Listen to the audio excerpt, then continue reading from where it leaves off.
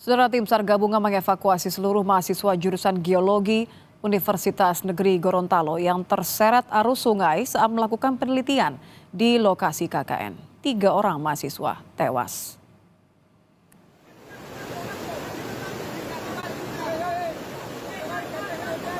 Tim SAR gabungan berjibaku mengevakuasi 10 mahasiswa KKN Universitas Negeri Gorontalo yang diduga terseret arus sungai setelah melakukan penelitian di pegunungan di Kabupaten Bone Bolango. Hingga Rabu dini hari, tim SAR gabungan berhasil menemukan korban yang hilang dan mengevakuasi korban lain yang terjebak di pegunungan.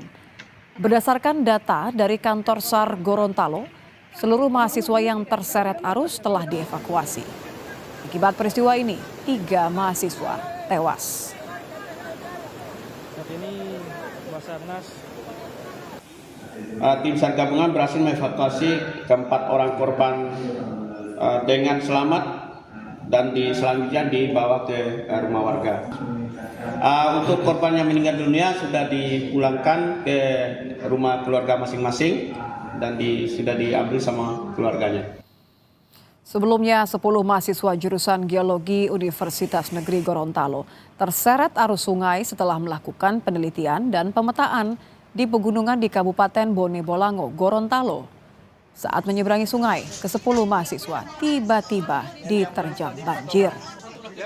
3 mahasiswa meninggal, 1 mengalami luka parah dan dalam perawatan medis.